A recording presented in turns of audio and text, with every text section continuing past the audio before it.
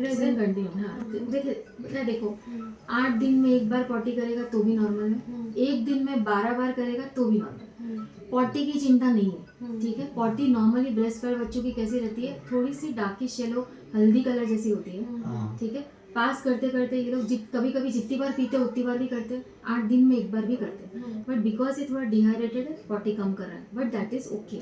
जैसे जैसे आप ये साइकिल चालू करेंगे इसका पॉटी नॉर्मल हो जाएगा, ठीक है। ऐसे अंदर वाइट वाइट दाने दाने भी कभी कभी आते हैं, कभी कभी फ्रॉथ भी आता है, कभी कभी ऐसा भी नोटिस करेंगे आपके थोड़ा लिक्विड येलो जैसा हो जाएगा जो कि स्टेन कर देगा आपके लंगोट को, दैट इज ऑल्सो ओके। ऐसे चरक चरक भी करते हैं जैसे गैस के साथ थोड़ा थोड़ा चला गया, that is also okay.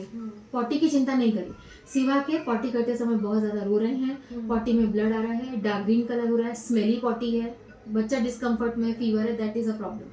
What is important is urine. जैसे आप मेरे पास आते हैं या किसी भी पीडियाट्रिशियन के पास जाएंगे तो आपको ये पता है कि आपको वो वेट चेक करके आपको बताएगा कि बच्चों कैसा है, उसका वेट गेन हो रहा है कि नहीं आ रहा है, इज ही ग्रोइंग फाइन। लेकिन आपको कैसे पता चलेगा, 2 चीज से, एक्चुअली 3 चीज से। One is urine, frequency of urine जितना बेटर रहेगा, जितना ज्यादा बच्चा यूरिन पास करेगा, your baby is growing fine.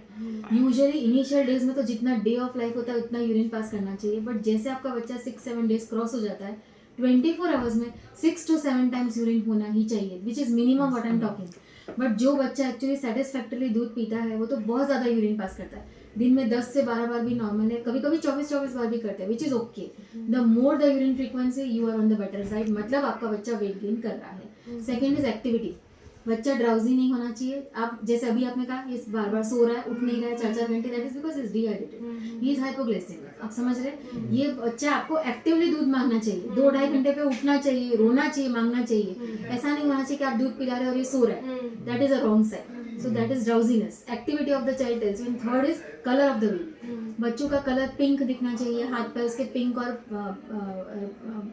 Warm दिखने चाहिए। बच्चों आपका ठंडा ठंडा है, हाथ पैर के कलर आपके ब्लू है, you are on the wrong side. ये 3 चीजें आपको जजमेंट देती हैं कि आपका बच्चा ठीक है। पीडियाट्रिशियन को वेट बताता है, ठीक है।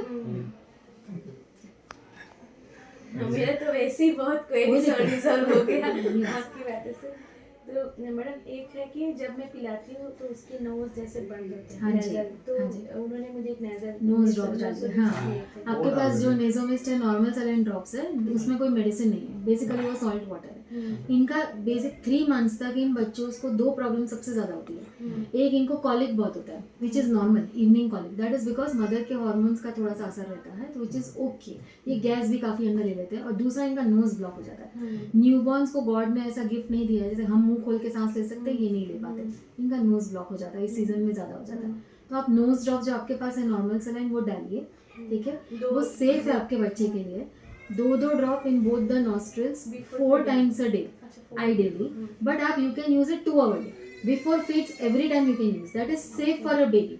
उसका काम है सिर्फ इस नेजल ब्लॉक को खोलना, तो ये बच्चे कंफर्टेबली फीड कर पाते हैं। नहीं तो अगर इनका नाक बंद है ये फीड नहीं कर पाते, क्योंकि अगर ये मुंह खोल के सांस नहीं ले पाते तो मुंह पीते हैं, फिर रोने लगते हैं, फिर पीते हैं, फिर रोने लगते हैं, because they are not able to breathe. आप समझ रहे हैं। सो पुट नोज ड्रॉप्स आराम से। अब लिबरली यूज कर रहे हैं उसको तो उससे कोई नुकसान हो जाएगा, कुछ आदत पड़ जाएगी, ये वो ऐसा कुछ नहीं होगा। You can use it in 2 ways। अगर आप उसको थोड़ा लिटा के अगर आप यूज कर रहे हैं, जैसे नेजोमिस्ट में कैसा रहता है कि अगर आप उल्टा करते हैं तो अपने आप ड्रॉप गिरता है, तो आपको दबाना नहीं है, नहीं तो ज्यादा गिर जाएगा। तो यू पुट ऐसे उल्टा करेंगे, 2 drops in 1 nostril, 2 drops in the other nostril, and then फिर आप उसको थोड़ी देर के बाद फीड करिए, जस्ट 1-2 मिनट में आप उसको फीड करिए। दिस इज बिफोर फीड्स, ठीक है। दूसरा एक तरीका होता है जो बेटर तरीका है इसको यूज करने का, नोज ड्रॉप्स को सर थोड़ा सा ऊंचा करिए, नोजोमिस्ट को है ना ऐसे you press like this, it will go like a spray. So 2 sprays in 1 nostril, then wait for 30 seconds, 2 sprays in both the other nostril. When you do this, it actually irritates the nostrils, and whatever is inside the child may sneeze.